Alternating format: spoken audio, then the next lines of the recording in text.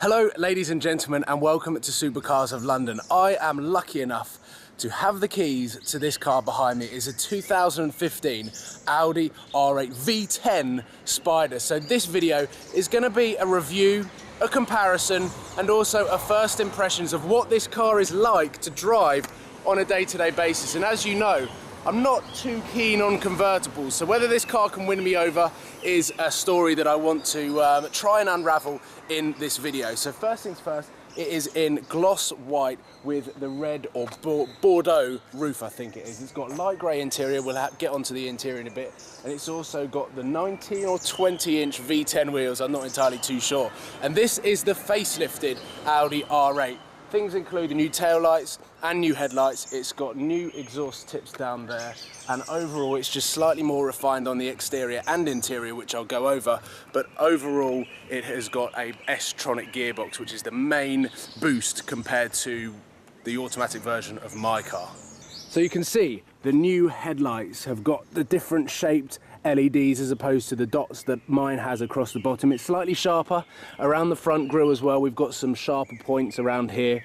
On the new Audi R8 V10, it is much sharper, much more angular, much like the Lamborghini. These are the old V10 wheels that you can see with the black calipers, and the wing mirrors actually are a slightly different shape, slightly more angular. And as we come round to the back, you get to see the new tail lights with the coolest indicators and hazard lights. Seriously cool. The exhaust tips are circular as opposed to the overall that they had on the first R8 V10 and V10 Spyder.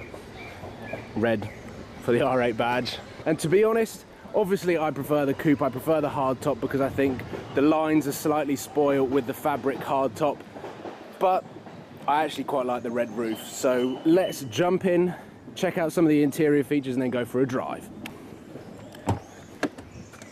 So even from opening the door, you get that luxurious Audi feel. And when the door shuts as well. Inside in the cockpit, there's lots of buttons. Of course, it's a convertible, so you get the extra buttons here to put the rear window down and also put the whole roof down. We'll test that out in a bit. The center console is pretty much exactly the same as my Audi R8. Here, it's got the dampener suspension, which mine doesn't, but this one doesn't have parking sensors, so there isn't a button there. The sport button we're going to explore, and as this is the S-tronic, we get this sort of gear stick where you can move up and down, neutral, reverse, and all of that jazz. And the dials, if you can see them, I've parked awkwardly so the steering wheel is in an awkward position, but they're slightly more revised, a little bit newer, and it's also got a digital display which mine doesn't. It's also got the Bang & Olufsen speakers, and that is the view from the wing mirror. So it's slightly more angular, ever so slightly. Let's start the V10 up and go for a cruise. Right, so as this is the S-tronic gearbox, there's only two pedals, a brake and a accelerator. And immediately I'm gonna drop the windows because it's boiling in here and I need to cool down. And on the gear stick, you just flick it left. And we're in auto mode. We're gonna pull away.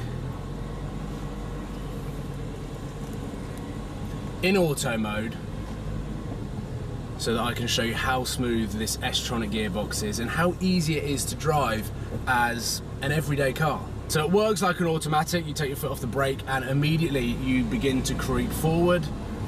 And I'm in second gear now, third gear now. It's super smooth. You don't have to worry about really concentrating at all. Very, very relaxing to drive. The suspension is soft, and you can press the suspension setting which hardens it up, but really that's for sporty modes. But just cruising around now, like, it's as easy to drive as the Audi A3s, the Audi S3s, but it's just got some serious power when you need it. Now, my first impressions of this car when I got in it yesterday was it felt like very similar to my car, the V8. and it wasn't until I turned the traction control off and booted it that I really saw a difference. And someone's asked me on Twitter, or a few people asked me on Twitter, what the difference is to drive this car as opposed to my car. Now, I would have to say the S-Tronic gearbox is leagues ahead of the R-Tronic, but everyone knows that. Driving this, obviously all of the interior is so familiar for me that I've really just got used to the width of the car, the length of the car, the height of the car, and it's just because I'm used to it, it's really, really similar. The only thing that you sort of kind of get excited about is the fact that it's got V10 on the Speedo as opposed to V8. The Speedo goes up to the same speed, so that doesn't matter. Manoeuvring this car around, the steering feels slightly lighter than my car. I'm not sure whether that's Audi engineering the steering to be lighter around town to manoeuvre it and things like that, but it just seems like it's slightly lighter than my car. Maybe the Quattro system's a little bit more advanced. If someone asks me whether it's easy to drive this car or whether anyone can jump in this car, of course, anyone can jump in this car. You have to be respectful of the right pedal, the throttle pedal, because you do have 520 brake horsepower at your disposal in this car. So every time I get in a car that I haven't driven before, or a car that isn't mine, like this car, I'm always very nervous about putting my foot on the accelerator, working out the sort of sensitivity of that pedal, working out where the power comes, and because this is a naturally aspirated engine, it comes pretty instantly. So let's bang it out of auto mode. Let's be done with the boring bit of the review, or the first impressions drive.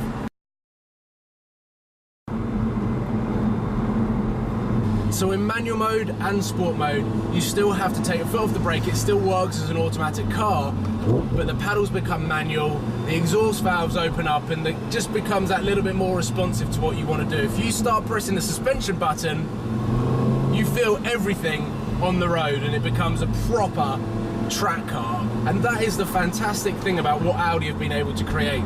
They've created an everyday usable car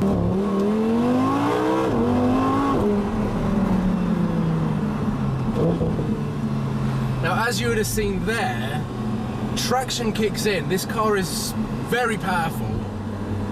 You really need to turn the traction control off completely so that you can get a full feel of what it's like to go full throttle in this car. I've done this a couple of times. I've only had this car for 24 hours.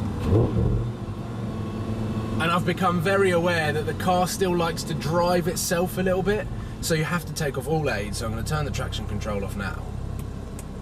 And there it says stabilization control warning, restricted stability. Whereas I think when I do that in my car, it just takes everything off. You're in full control. Whether you spin, you spin. I don't know how sophisticated this system is, and I don't particularly want to test it either. So what I'm going to do is just basically give you an idea of how quick this car is as opposed to my car. One of the things that when I first got in this car and put my foot down, it was in sport mode, but it didn't have the traction on. And like you would have just seen there, it holds back on that initial acceleration. Whereas when you've got the traction control off, you're in a completely different car.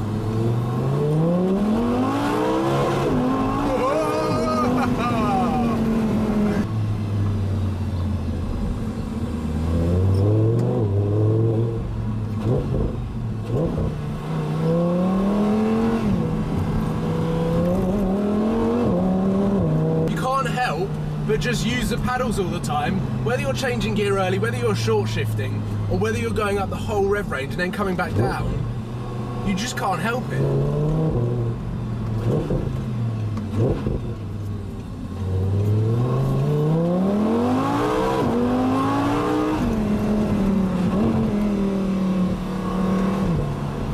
So my favourite mode, of course, is manual with sport. I'm just going to put it into second gear now and use this car's party trick, cruising at 19 miles an hour.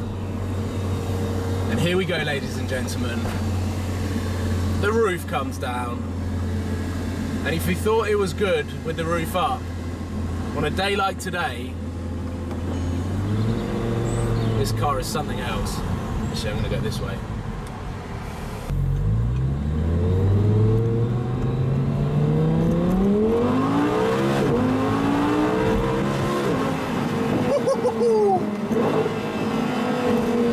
So now I'm going to take it back out of sport.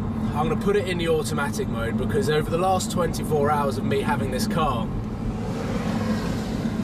I've managed to burn quite a lot of fuel and the fuel light's coming on. So that proves that the V10 is slightly less economical than the V8. And that's not a bad thing because what are you going to expect from a 5.2 litre engine? The great pros of this car are the fact that the roof can come down, and this is going to, I can't believe I'm even saying those words coming out of my mouth, whereas 2 days ago I didn't like convertibles, I didn't really understand why you would have one in the UK, and to a point I still don't. I think these cars are better suited for the likes of the south of France and the south of Spain and the hot climate countries. Convertible Lamborghinis in Miami are the best thing ever. So how can I summarise this car? I think this is some sort of new breed of the supercar. Supercars always used to be about the fact that you couldn't drive them on a day-to-day basis. They were very, very unreliable. It was a special occasion. That's what made them so super. Whereas this is now a new type of super. It's a new type of occasion because you can drive it every single day.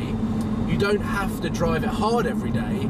It's just so usable around town, through the traffic, that it makes it so easy that you want to drive it every day. But this car has a split personality that enables you to drive it every day, have that sense of luxury and have that sense of specialness, and the fact that you're getting into a car this good looking, to go down to the shops, to go to work, wherever it is, you can always look the absolute nuts on the road, which is a fantastic feeling in a car like this. But then you've also got the split personality that when you want to go for a hoon, you can take the roof off, you can let down all of the windows, not worry about what you're going to look like when you turn up to your destination or whether you turn up home, because your hair is going to be all over the place.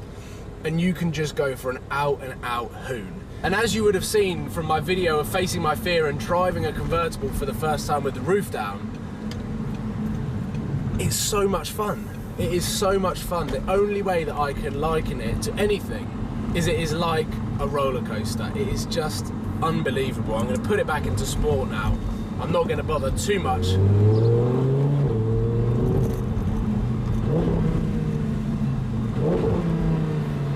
About the fuel.